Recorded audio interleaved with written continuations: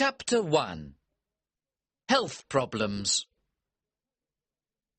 There were 4 of us: George, William Samuel Harris, myself, my friends call me Jay, and Montmorency. We were sitting in my room and were smoking and talking about our bad health. We were all feeling very ill, and we were unhappy about it. Harris said he felt dizzy sometimes. George felt dizzy too. My big problem was my liver. I knew I had a bad liver. I had read about all the symptoms of liver disease in a book. I had every symptom that was written. Every time I read about an illness, I realize that I have it. One day, I had a little health problem. I went to the British Museum Library to read about it. After some time, I began reading about another illness. I don't remember the name now, but it was something terrible. I knew I had that terrible illness too. I began reading the book from the letter A to the letter Z. I had the symptoms of all the diseases in the book, except for one. I didn't have housemaid's knee. This made me a bit unhappy. Why didn't I have housemaid's knee too? With all the diseases I had, I knew my life was short. I tried to examine myself. I tried to feel my heart. I tried to look at my tongue. When I had walked into the library, I had been a happy, healthy man. When I left it, I was a very ill man. I went to see my doctor.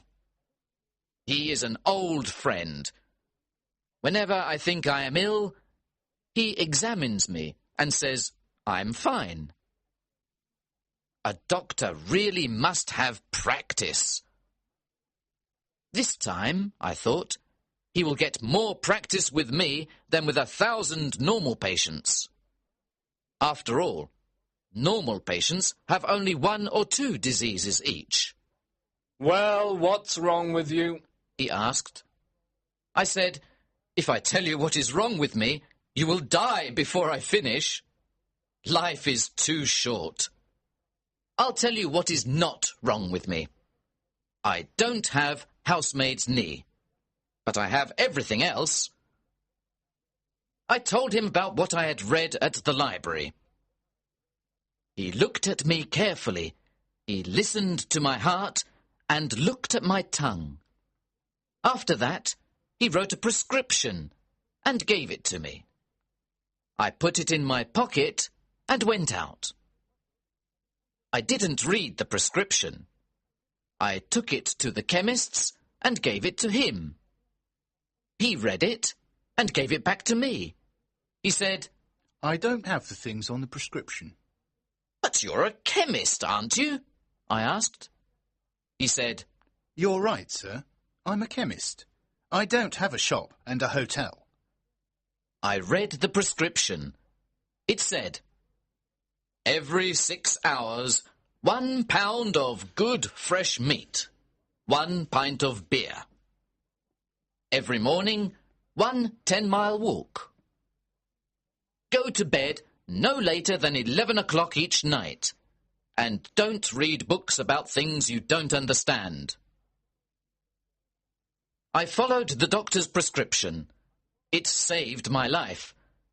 I now feel rather well, except for my liver problem. The main symptom of liver disease is a general feeling of sleepiness and no interest in working. I have suffered from this illness ever since I was a boy. Medical science was not advanced in those days. Doctors did not know that I had liver illness. They thought I was lazy.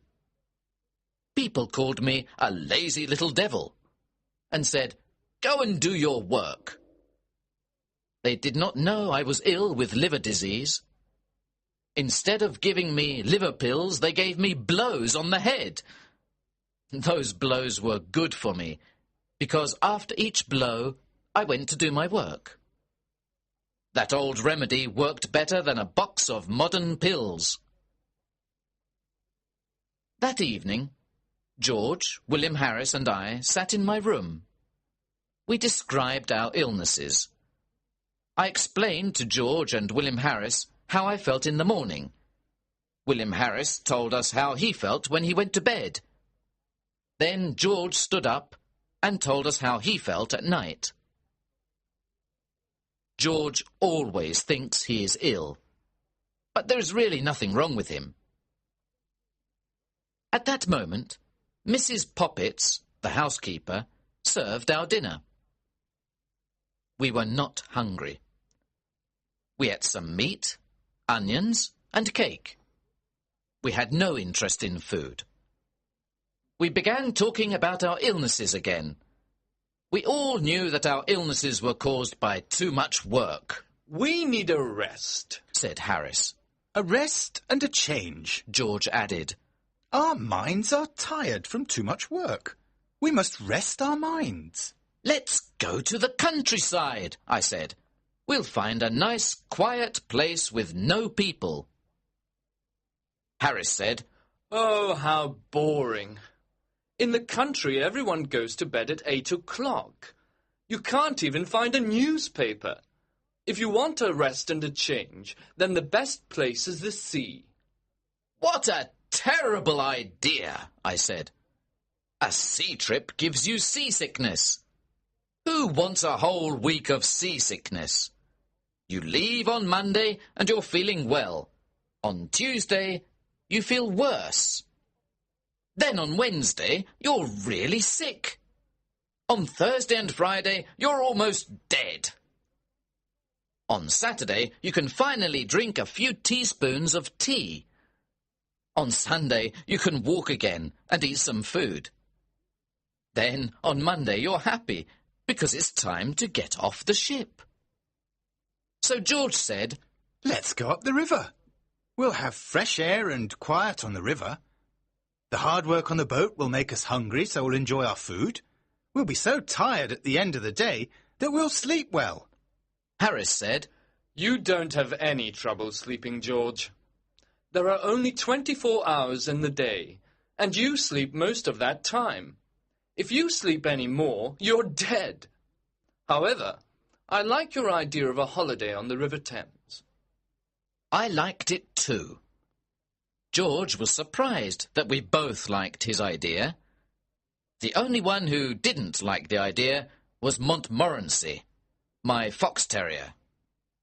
He looked at us with his big eyes. You like the idea, but I don't, his face said. On the river, there's nothing for me to do. I don't like looking at the trees. I certainly don't smoke.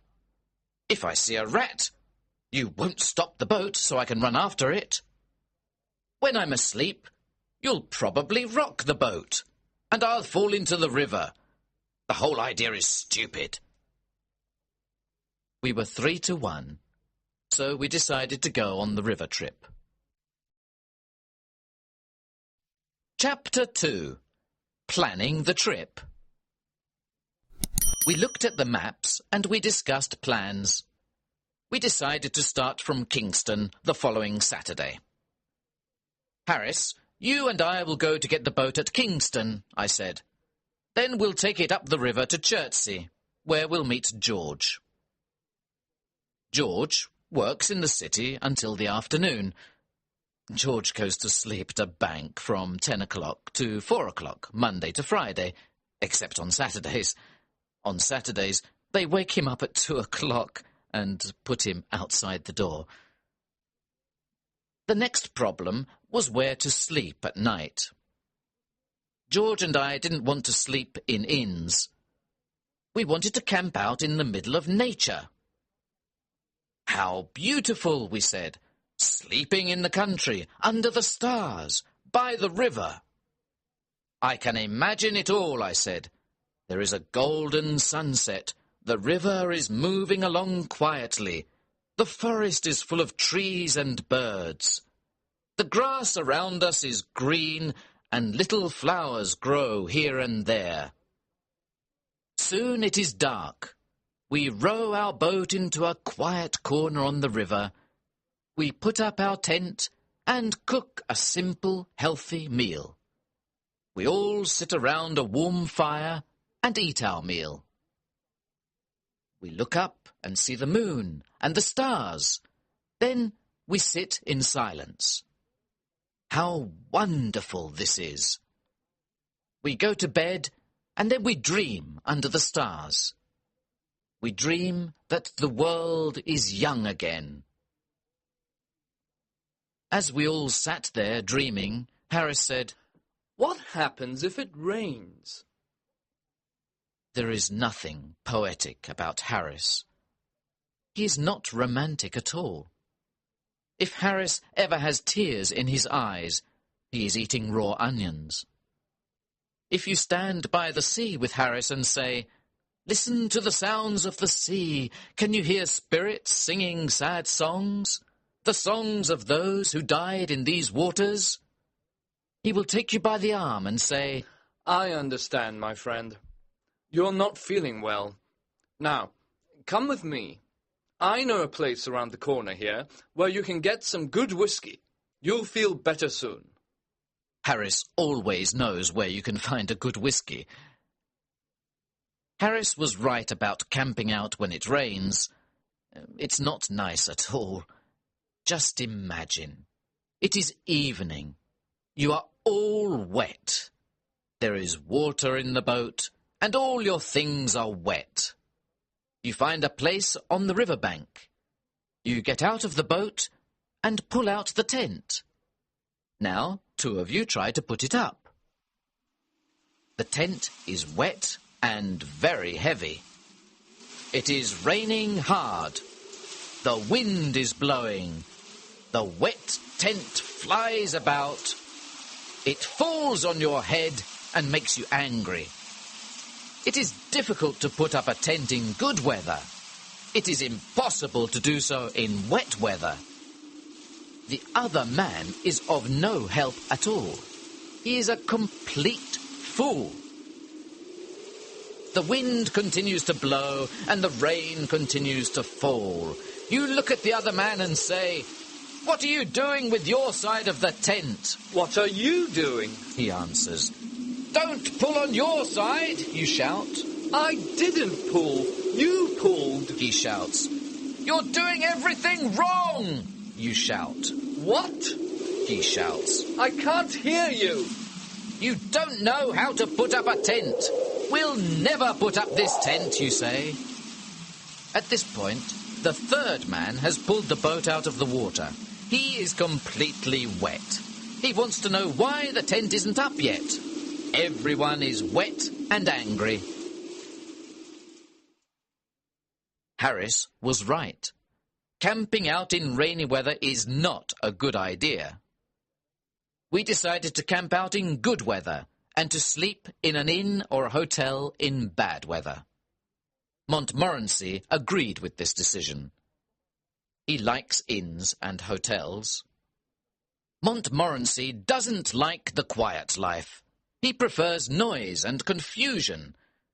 He looks like a good, well-behaved dog, but he's not. When you look at Montmorency, you see an angel from paradise in the form of a small fox terrier. You think he is a sweet, gentle little dog. When old ladies and gentlemen look at him, tears come to their eyes. When he killed 12 chickens, and I paid for them, I changed my opinion of Montmorency. In 1 year, he had 114 street fights with other dogs. An angry woman brought me her dead cat and called me a murderer. Montmorency loves to join the worst dogs. He then takes them around town to fight other dogs. This is his idea of a happy life. Chapter 3. Packing. The following evening, we met again to discuss our plans. Harris said, Now, we must decide what to take with us. You get a piece of paper, Jay, and you get a pencil, George. I'll write the list. Harris is always like this. He tells everyone what to do, and he does nothing. My old Uncle Podger was just like Harris. When Uncle Podger did a job, everybody in the house helped. One day, Uncle Podger bought a picture. Aunt Podger asked, "Where can we put this picture?" Leave it to me. Don't worry about it. I'll do it all, Uncle Podger said. He sent one of the girls to buy the nails. Then he sent one of the boys to tell her the size of the nails. He sent Bill to get the hammer, and he sent Tom to get the ruler. Now get me a kitchen chair, Jim. I need 2 people to hold the chair. Maria, come here and hold the light. Tom, come here and give me the nail. He finally had the nail in his hand, but it fell on the floor. Everyone looked everywhere for the nail. When someone finally found it, Uncle Podger lost the hammer. Where's the hammer? Where did I put the hammer? Help me find the hammer. When we found the hammer, he lost the place on the wall to put the picture. So each one of us climbed up on the chair to look for the place. Each one thought it was a different place. When Uncle Podger climbed up on the chair, he fell on the piano. Aunt Podger was very angry.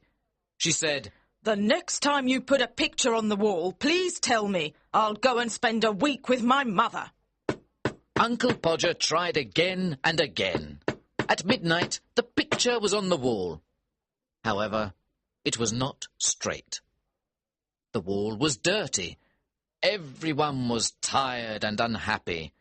Uncle Podger looked at the picture and said, It was such an easy job. I told Harris, "You get the paper and pencil. George will write the list, and I'll do the work." The first list was too long. We threw it away. We started another list.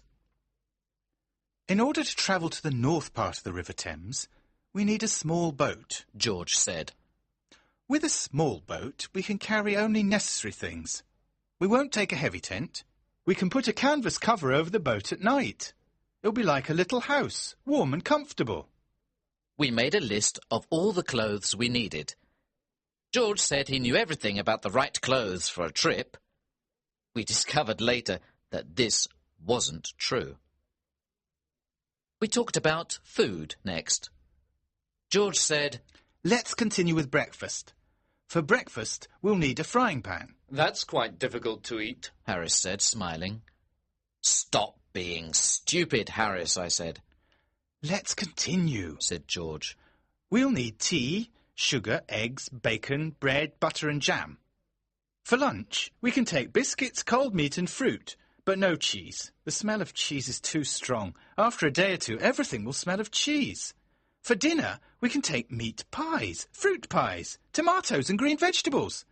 This good food will keep us healthy, George said. We didn't take wine or beer because they both make you sleep. George continued, We'll also need a teapot, a pan and a camping stove. We don't want a paraffin oil stove. Oh, no, not a paraffin oil stove, I said. We once took a paraffin oil stove. It was horrible. The smell of paraffin oil was everywhere. The river smelled of paraffin. The wind smelled of paraffin. Even the sunset smelled of paraffin. When we visited the town of Marlow, it smelled of paraffin too. Even the church of Marlow smelled of paraffin. The countryside for miles around smelled of paraffin. We decided never to take a paraffin oil stove again. The next day, we bought everything we needed. We met in the evening to pack our suitcases. We got a large suitcase for the clothes and 2 large hampers for the food and utensils. I am very good at packing. Packing is one of those things that I do best. "I'll organise the packing," I said to George and Harris. They agreed. George sat in the armchair and Harris put his feet up on the table. This was not what I had intended. I wanted to organise the packing, not do it. I wanted George and Harris to do all the work. However, I didn't say anything. I started packing the clothes. It took a long time, but I finally finished. I sat on the big suitcase to close it. George and Harris watched me. "Aren't you putting the boots in?" asked Harris. I'd forgotten them. "Why didn't you tell me before?" I said. Harris said nothing. George laughed. I was furious. I opened the suitcase again and packed the boots. Then an awful idea came to me. Did I pack my toothbrush? I started looking for it. I took everything out of the suitcase. I found George's toothbrush. I found Harris's toothbrush. But I didn't find mine. In the end, I found it inside a boot. I packed everything again. When I finished, George asked me, "Is the soap in the suitcase?" "I don't care about the soap," I answered. I sat on the big suitcase again to close it. Then I remembered that my cigarettes were in the suitcase.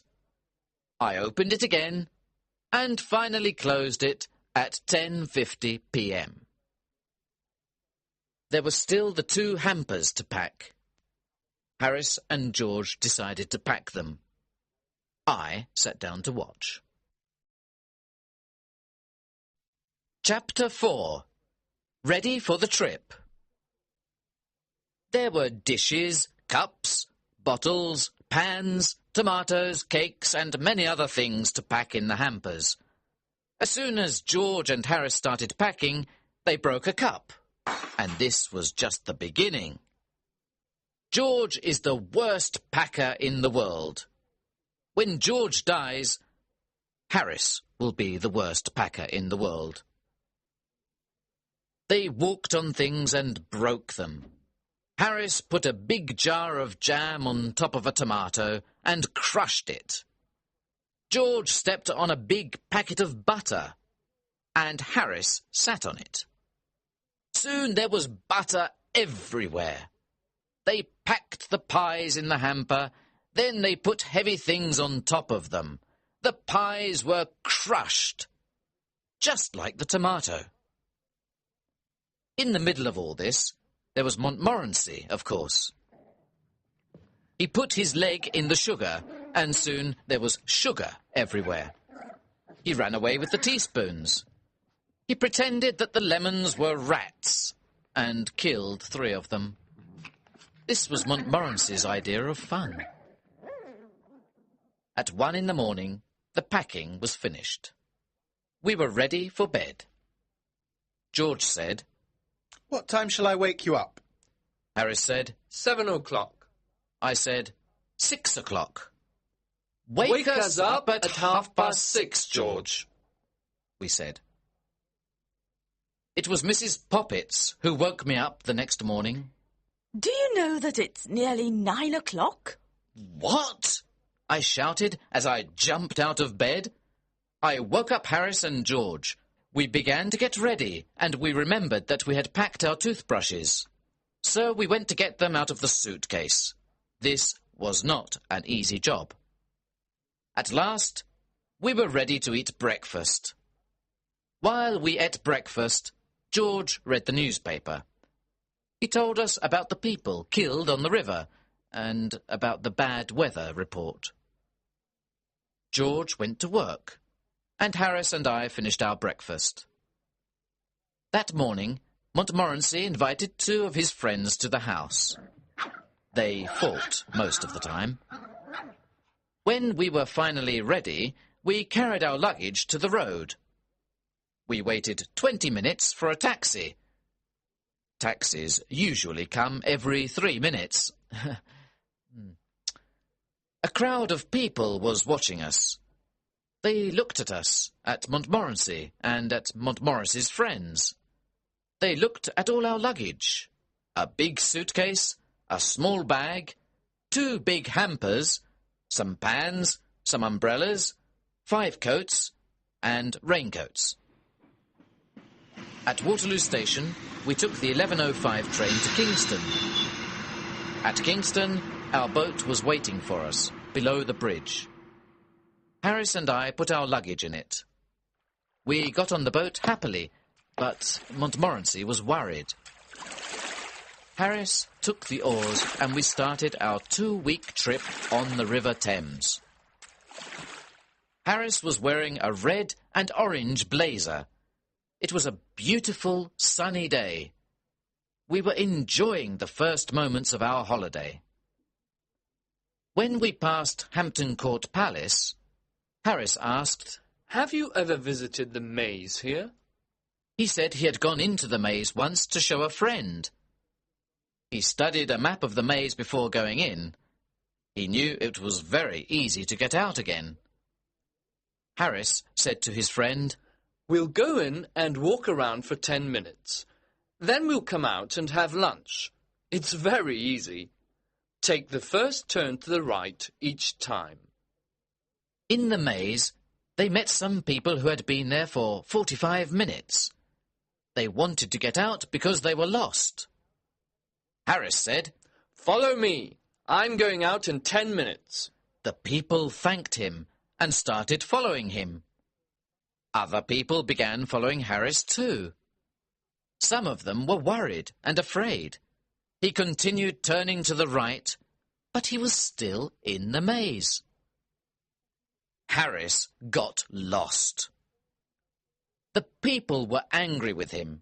They all started calling for help. A young keeper heard them and came to help, but he got lost too. Finally, the old keeper came back from lunch. He let the people out. Everyone was tired and angry. Harris said, "Let's ask George to try the maze on our return trip." "Not a bad idea," I said. When we passed Molesey Lock, we were the only boat in the big lock. Usually, the lock is a very busy place. On Sundays, there are boats everywhere. People like the river and the sun. It's such a beautiful picture. The river, the trees, the flowers and the people in their colourful clothes. At Hampton, Harris wanted to stop the boat and have a look at the church. I don't like visiting churches, but Harris loves it. I came on the trip only because I wanted to visit Hampton Church. You know, I love churches, churchyards and tombs. The idea of not seeing Hampton Church with Mrs. Thomas's tomb makes me angry. "Who is Mrs. Thomas?" I asked. "I don't know, but she has a strange tomb." I said, "We must be at Shepperton at 5 o'clock to meet George." Harris said, "George? Why can't George be here to do some work? Why doesn't he help us with this heavy boat? What does he do at the bank? He sits behind a piece of glass all day and does nothing. I work. Why doesn't he work? I'm going to have a drink." "There are no pubs near here. The nearest pub is far away," I said. "What? We'll all die of thirst. No pubs?" "If you're thirsty, we have water in the boat," I said. "Water? Water makes people ill," he said. "However, I am very thirsty and I must drink something." So he took the bottle and drank some water. Chapter 5. First day on the boat. We stopped at Kempton Park and had lunch under the trees. Good food always calms Harris. We reached Sunbury Lock at 3:30. We then went to Walton, which is a historical town. Julius Caesar stayed there with his soldiers. Queen Elizabeth stayed there too. You can never escape from that woman. She was everywhere. Next we came to Halliford and Shepperton. There is a tomb in the Shepperton churchyard with a poem on it. I was afraid Harris wanted to stop and visit it. I saw him looking at the church as we passed near it, so I moved the boat suddenly, and Harris's cap fell into the water. He pulled it out and was angry with me. Fortunately, he was worried about his wet cap and forgot about the church. As we came to Weybridge, the first thing we saw was a coloured blazer. When we got closer, we saw that George was inside the blazer. Montmorency started barking furiously. Harris and I shouted loudly, George! George! George waved his cap and shouted too. Hey, some here! The lockkeeper ran out because he thought someone had fallen into the water. When he saw that no one was in the water, he returned to his work. Now that George was on the boat, we decided to make him work. He didn't want to work, of course. I had a bad day at the bank, George said. Harris, who is a little cruel, said, Now you're going to have a bad day on the river. A change is good for you. It's healthy. Come on, get out of the boat and tow. George didn't know what to say. After a moment, he said, It's better if I stay here and prepare tea. It's very difficult to prepare tea, and you look tired. We didn't answer. We gave him the rope. He started walking and pulling the boat. I remember that George once saw a young couple who were walking on the side of the river. They were pulling a rope behind them, and they were talking. They didn't notice that there was no boat at the end of the rope. They had probably had a boat at the end of the rope when they started, but they had lost it. When George saw this, he took the rope out of the water. Then he tied it to his own boat. So the young couple towed George and his 3 fat friends up to Marlow. When they looked back, they saw that they were towing a boat that was not theirs. The young man was surprised and angry. The young lady said, Oh, Henry, where is Aunt Mary? No one knew what happened to Aunt Mary. The most exciting thing is to let girls tow your boat. You always need 3 girls. 2 of them hold the rope. The third one runs around and laughs all the time. When they are finally ready to pull, they start running. They pull the boat too fast, and they are soon tired.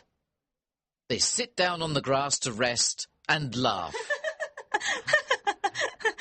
While they rest, your boat goes out into the middle of the river.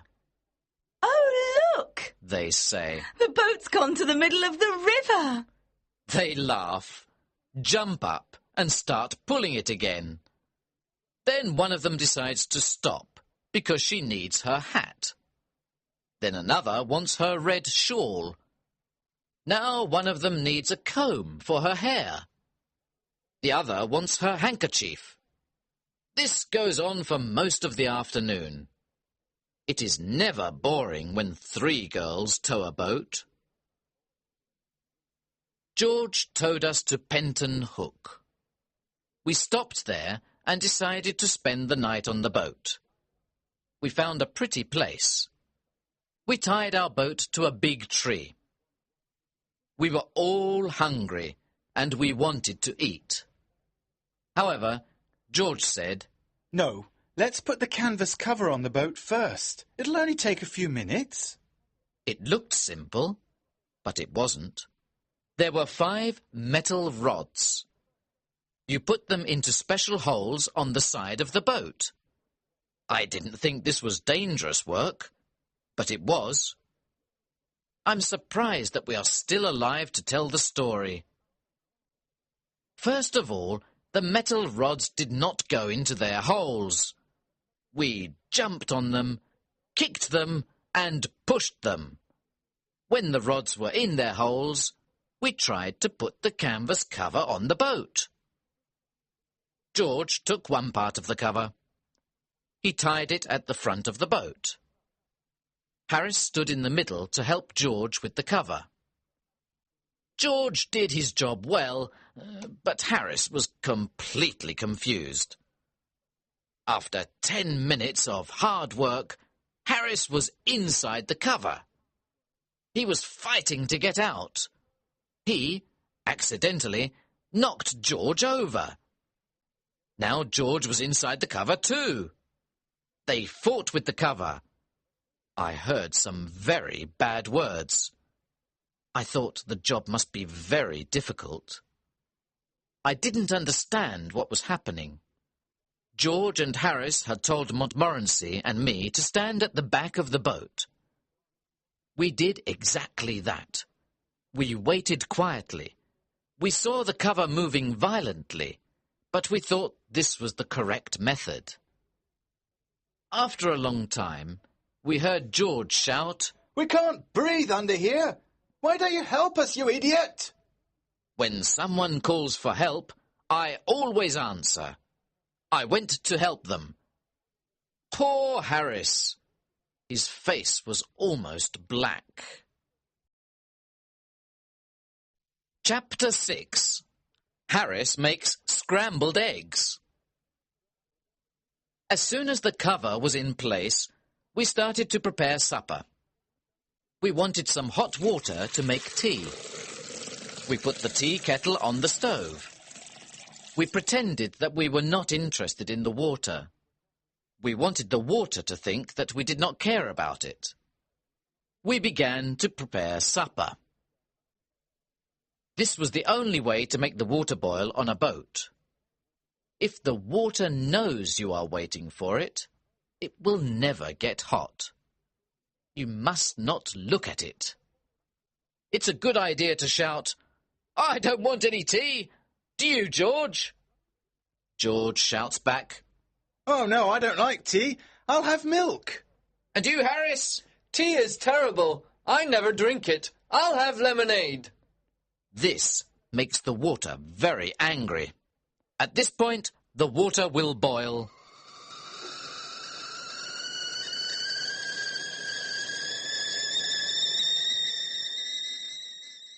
We really wanted that supper. We needed that supper. For 35 minutes, nobody spoke. We just ate and ate. Finally, we all had full stomachs and we were happy. A full stomach makes you feel kind and generous. We sat and smiled at each other. We smiled at Montmorency too. We started smoking our pipes and began to talk. We went to bed at 10 o'clock. I didn't sleep well. I wasn't comfortable in the boat. I woke up at 6 o'clock the next morning, and George did too. There was no reason to wake up so early. We were on holiday. Why did we wake up so early? It never happens to us when we're working. We decided to wake up Harris. This was hard work. We used an oar to help us. Harris moved a bit and said, I'll be downstairs in a minute. Get my best boots ready, please. We tried again with a boat hook. Harris sat up suddenly and Montmorency fell off the bed. We pulled up the canvas cover and all four of us looked out at the river. We were very cold. We had planned to go swimming, but the water looked so cold and wet. Well, who's going swimming first? Asked Harris. No one wanted to be first. George decided to get dressed. Montmorency barked with horror at the idea. Harris went to look for his trousers. I decided to go to the river bank and throw some water on myself. I held on to the branch of a tree as I moved to the water. It was very cold, and I decided not to wet myself. I wanted to go back to the boat. But suddenly, the branch of the tree broke.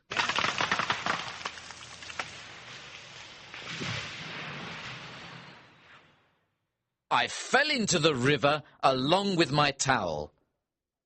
I also drank about a bottle of Thames water. Good heavens! Old J is in the water, Harris said.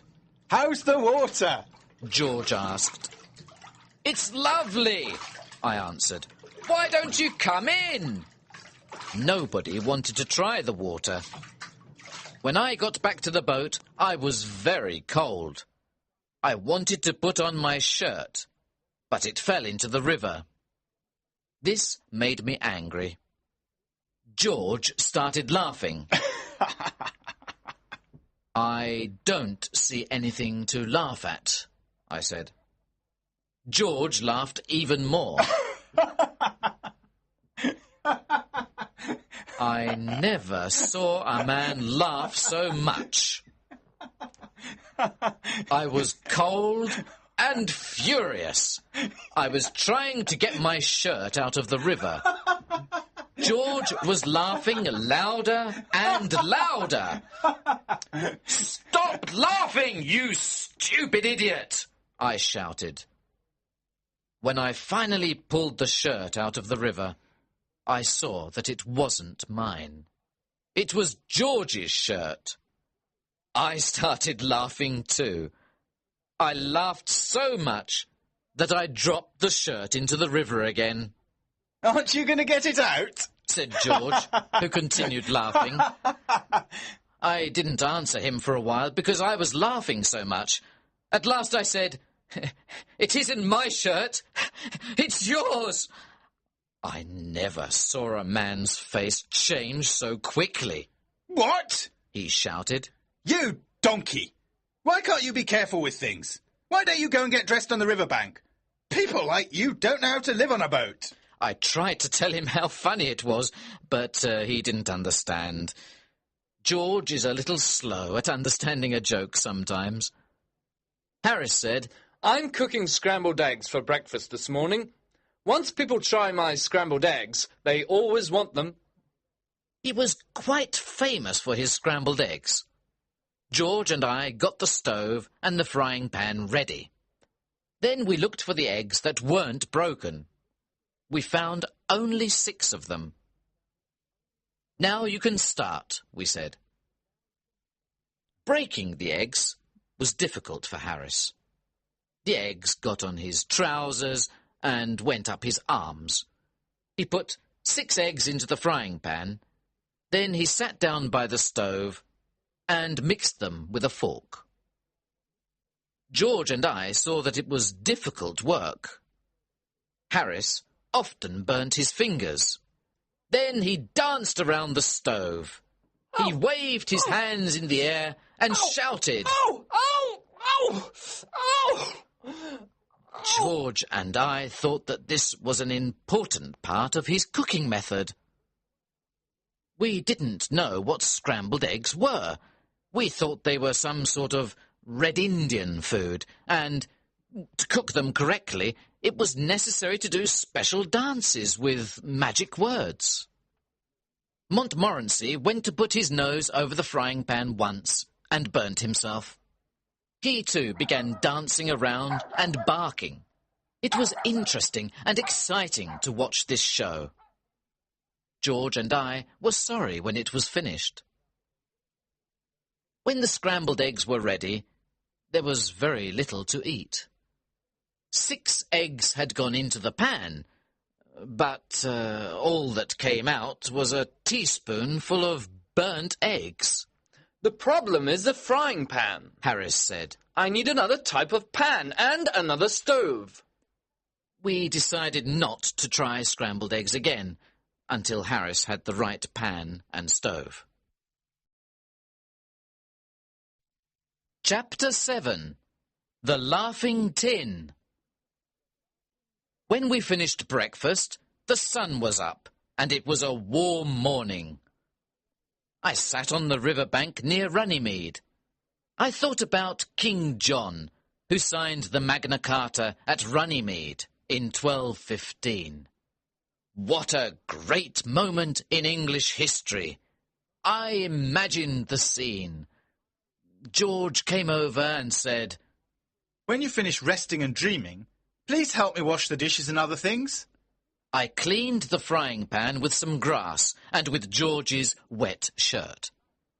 Later on, we went to Magna Carta Island. We saw the stone where the Magna Carta was signed. In this area, King Henry VIII met with his sweetheart, Anne Boleyn. I am certain that King Henry VIII met with Anne Boleyn in several other places too. We continued slowly up the river and stopped for lunch near Monkey Island. We had cold meat for lunch. "Where's the mustard?" I asked. The mustard? Harris said. We had forgotten to bring the mustard. At that moment, we all wanted mustard more than anything in the world. "How boring life is without mustard," said George. We ate our cold meat in silence. We thought about the happy days of childhood when there was lots of mustard on the table. The adult world can be a cruel place.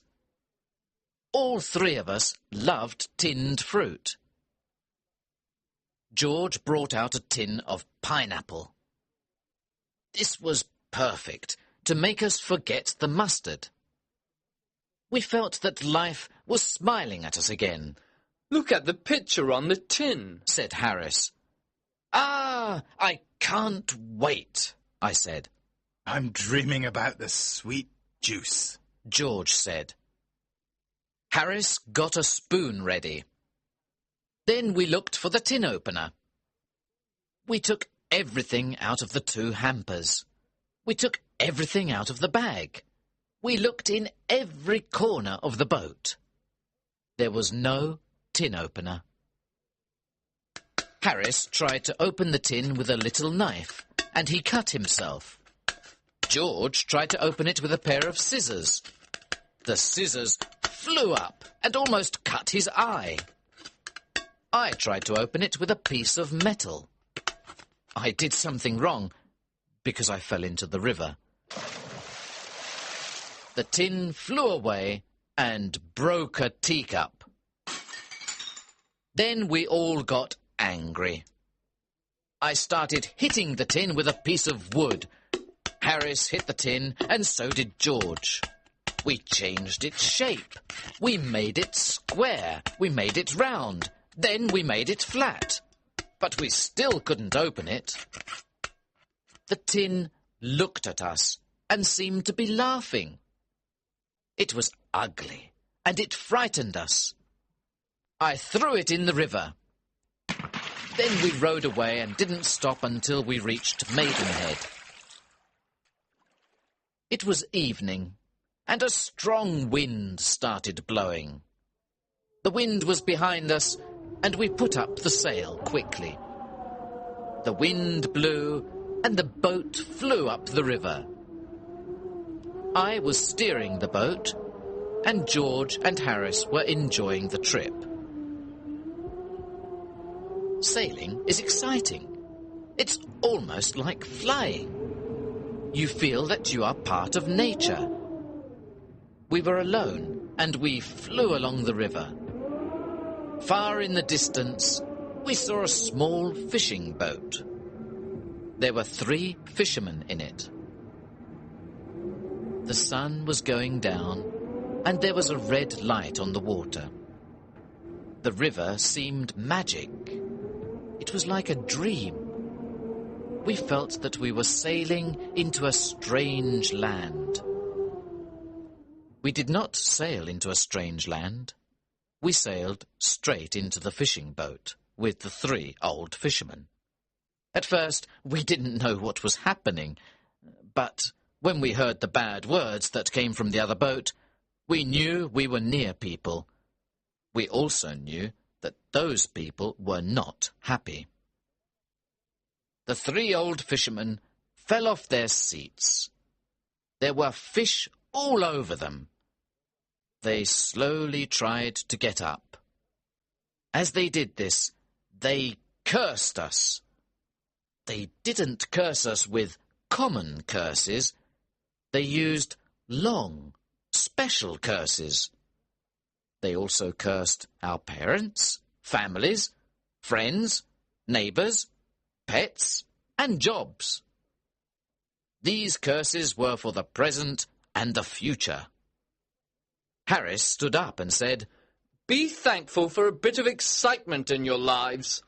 Your lives must be so boring, just sitting and fishing all day. My friends and I are very unhappy to hear men of your age use such bad words. The 3 old men did not agree with Harris. I'll steer the boat now, Jay, said George. An intelligent man like you must do better things. Leave the steering to me before we all drown. Chapter 8. Montmorency meets a cat.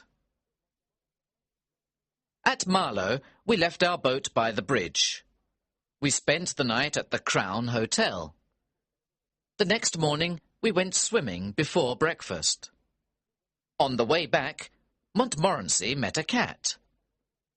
Montmorency and I don't agree on cats. I like cats. Montmorency doesn't. When I meet a cat, I stop and say hello. I pet it gently. The cat is happy, and I am too. When Montmorency meets a cat, the whole street knows about it.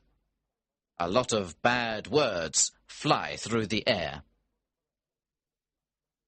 As soon as Montmorency saw the cat, he barked with happiness.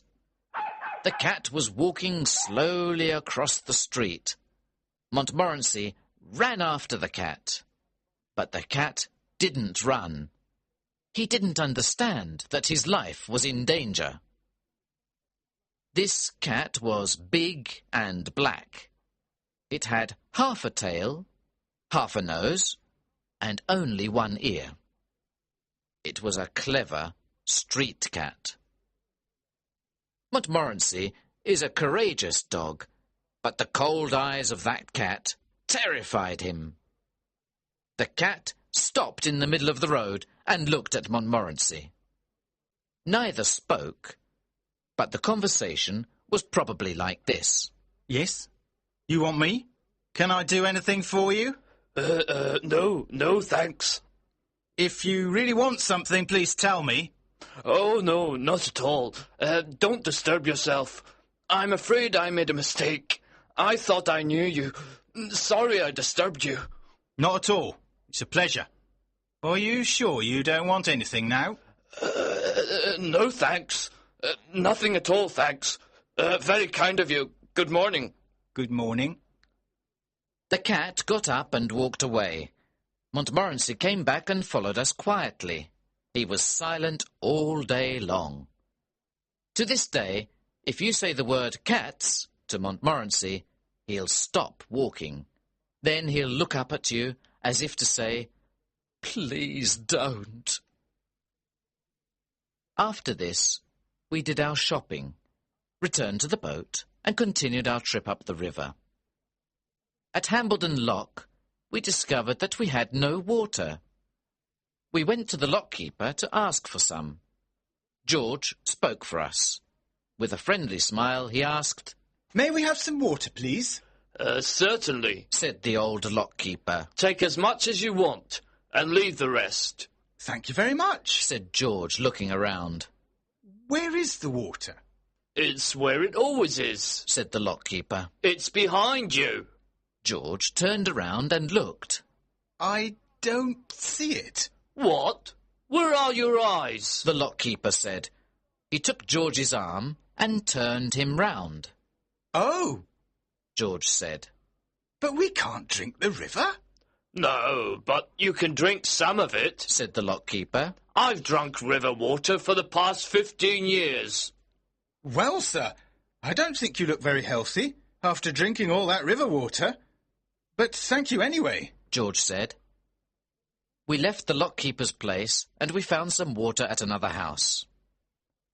We towed the boat past Henley and stopped near Wargrave for lunch.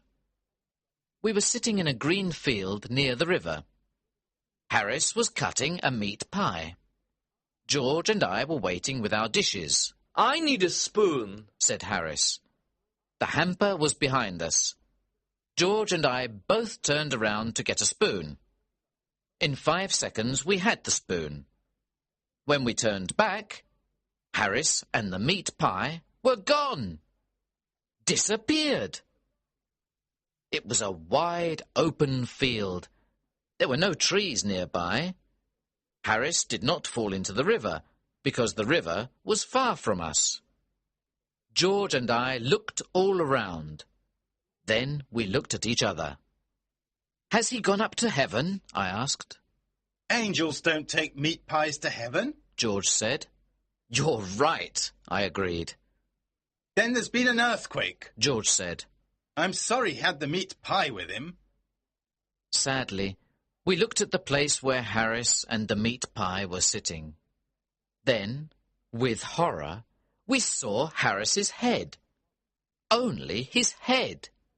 It was in the grass. His face was red and furious. George was the first to speak. Say something. Are you dead or alive? Where is your body? Oh, don't be an idiot, Harris shouted. I think you made this happen. You told me to sit there. It's your stupid joke. Here, take the pie. Harris didn't know it, but he was sitting next to a big hole. The long grass covered it. He fell into the deep hole without knowing anything. At first, he thought that it was the end of the world. Harris still thinks that George and I planned it all. Chapter 9. Fighting Swans. After lunch, a gentle wind pushed us up the river past Wargrave and Shiplake. We got out of the boat at Sunning and walked around the village. Sunning is a lovely village. Everything is clean and beautiful. Each house is covered with roses. We decided to return to one of the Shiplake Islands to spend the night. George said, Let's have a special supper tonight. Let's make an Irish stew. We can put everything into one big pan. What a wonderful idea, Harris and I said. I'll get the wood and make a fire, George said. You two can peel the potatoes. This was a very big job. We were happy and excited, but when we peeled our first potato, we understood that this was not exciting. It was hard work. The first potato we peeled looked like a pea. George looked at it and said, No, there's no potato left. Do it like this. We worked hard for half an hour, but we peeled only 4 potatoes. We refused to continue. Well, just put the potatoes in without peeling them. Let's add some carrots and other vegetables. Look in the hampers and take out all the pieces of old food. We'll put them in the stew. You can put anything in a stew. We found half a pork pie, a tin of fish, and a few broken eggs. We added these to the stew. Montmorency watched us carefully and then left. After a while, he returned with a dead rat in his mouth. He wanted to add something to the stew too. We discussed it first. Harris said, It's all right to add the dead rat. It will be mixed with the other things. A stew needs many ingredients. George said, Well, I don't want to try anything new. Maybe next time. I'm sorry, Montmorency. Harris said, If you never try anything new, you'll never discover things. It's men like you, George, who slowed down the progress of our world. George didn't listen to Harris. The stew was a great success. It was delicious, excellent in every way. We all really enjoyed it. After the Irish stew, George and I decided to go to Henley for an evening walk. Harris wanted to stay on the boat and drink a whisky. When we returned to the boat, Harris was sad and confused. What happened to you, Harris? Swans, he said. We had left the boat near a swan's nest. When George and I were in Henley, Mrs. Swan came back to the nest. She started to shout at Harris. Harris frightened her away. She went to get her husband, Mr. Swan. Harris had a terrible fight with these two swans. Harris finally won the fight. However, half an hour later, Mr. and Mrs. Swan returned with 18 other swans. There was a horrible fight. The swans attacked Harris and tried to pull him off the boat. They wanted to drown Harris and Montmorency. Harris fought with courage for 4 hours. In the end, he killed them all. Then they slowly swam away to die. How many swans were there? George asked. 32, said Harris, who was sleepy. But you said 18 before. George said. No, I didn't. I said 12. Do you think I can't count? We never discovered the truth about the swans. We asked Harris about it the next morning. He said, What swans? He thought that George and I were dreaming. That night, Harris had trouble sleeping. He woke me up about 12 times during the night. He was looking for his clothes. George woke up too. Why do you need your trousers? It's the middle of the night, George said. Later, Harris was looking for his shoes. Then he asked for his socks and his umbrella. We woke up late the next morning. We had a small breakfast, and we were ready to go. We agreed that we would row the boat and not tow it. Harris said, George, you and Jay can row. I'll steer. I didn't like this idea, and I said, No, Harris, you and George row so that I can rest. I was doing too much work on this trip. I always think that I work too much. It's not because I don't like work. I love it. I find it very interesting. I can sit and look at it for hours. You can't give me too much work. I like collecting it. My office is full of it. I'm very careful with my work too. Some of the work in my office has been there for years. It is in perfect condition. It isn't dirty or anything. That's because I take good care of it. Harris said, On this boat, I'm the only one who works. George said, You do nothing but eat and sleep, Harris. I'm the only one who works. You and Jay are very lazy people. Harris laughed and said, George, work? Have you ever seen George work? I agreed with Harris. George never worked. How do you know if I work, Harris? You're always sleeping except at meal times. Have you ever seen Harris awake except at meal times? George asked me. I agreed with George. Harris worked very little on the boat. Oh, please. I do more work than old Jay, Harris said. Well, it's difficult to do less work than old Jay, George added. Old Jay thinks he's a passenger and doesn't need to work, Harris said. After this discussion, I said to Harris, You and George row the boat up to Reading. At Reading, I'll tow it. Chapter 10. 3 men out of a boat. We reached Reading at about 11 o'clock. The river here is very dirty, so we moved on to Streatley. We stayed at Streatley for 2 days. We took our clothes to a laundry woman. We had tried to wash them in the river, as George told us. The river was so dirty that our clothes collected all the dirt from the water. The river became cleaner, but our clothes became dirtier. The laundry woman was very surprised to see such dirty clothes. She looked at them and said, "This will cost you 3 times the usual price." We agreed and paid her. The river near Streatley and Goring is excellent for fishing. It is full of different types of fish. Some people sit and fish there all day. However, they never catch any fish. The local fisherman's guidebook doesn't say anything about catching fish. It only says that the place is a good fishing area. And it is. You can see many fish swim past, but you can't catch them. When you go for a walk by the river, you can see hundreds of fish. They come and stand half out of the water.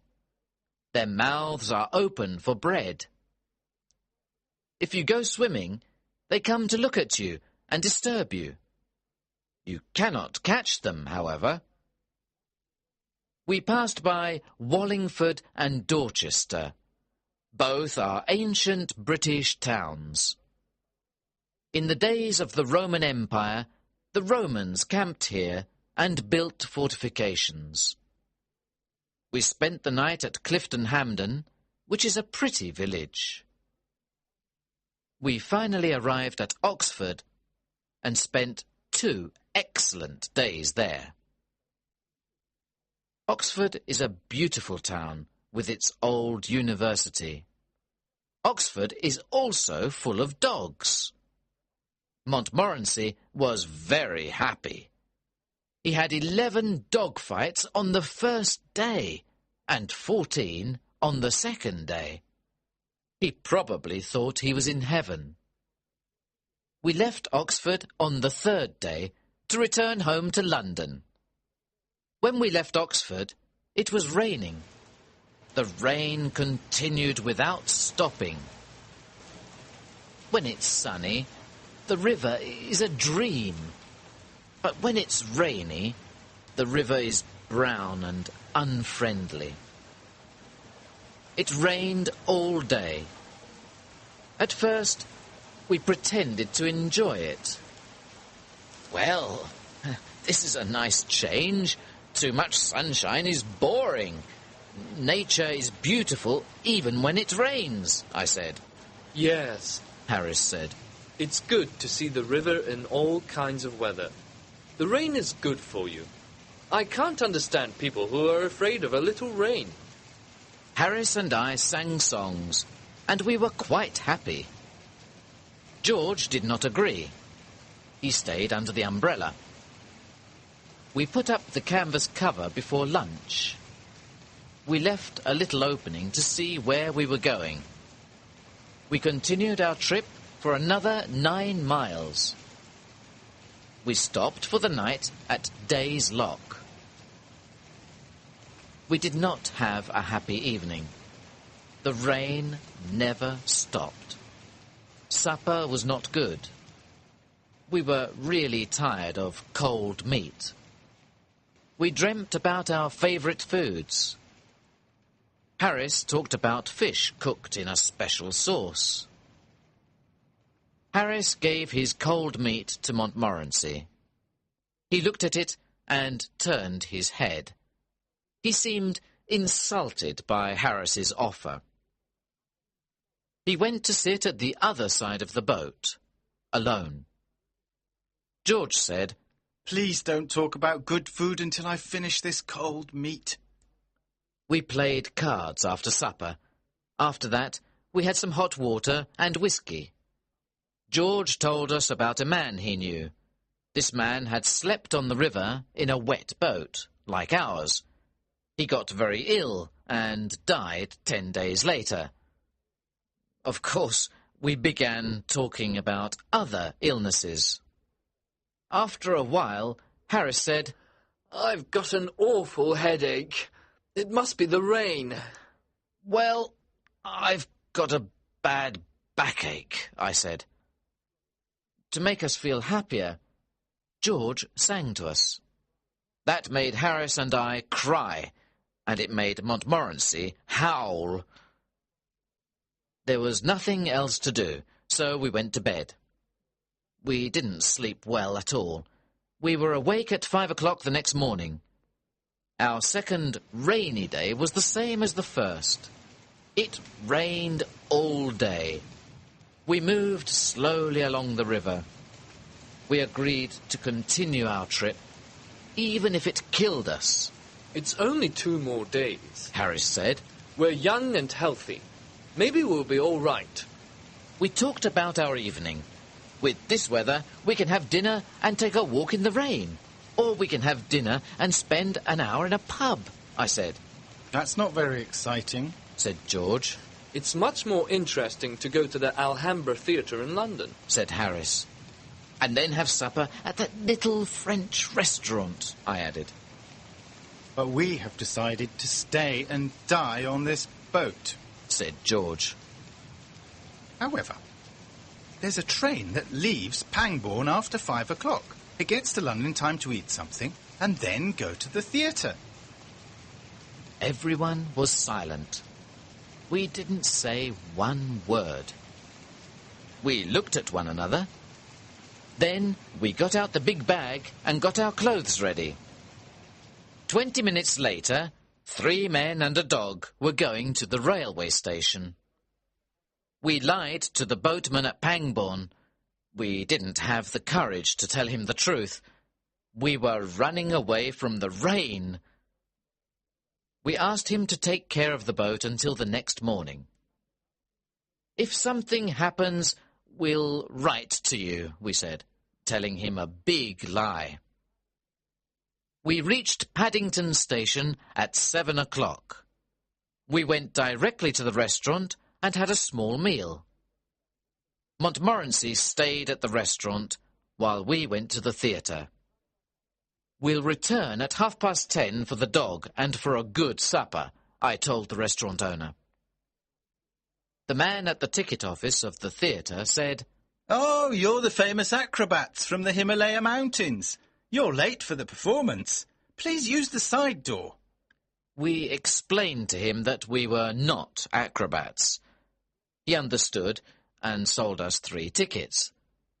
Our clothes probably looked a bit old and strange. At the Alhambra Theatre, everyone looked at our clothes and smiled. Some people laughed. After the theatre, we went back to the restaurant. We enjoyed our delicious supper. After 10 days of eating cold meat, we were thankful for this supper. We ate it without speaking. Then we sat back and felt happy and kind. Harris, who was sitting next to the window, pulled back the curtain. He looked at the wet street. It was rainy and dark. The wind was blowing. A few people walked past under their umbrellas. Harris took his glass and said, "Well, we had a good trip, and I say thank you to old Father Thames. But I think we were right to come back when we did. Here's to 3 men well out of a boat." Montmorency stood on his back legs in front of the window. He looked at the wet night and gave a short bark of agreement.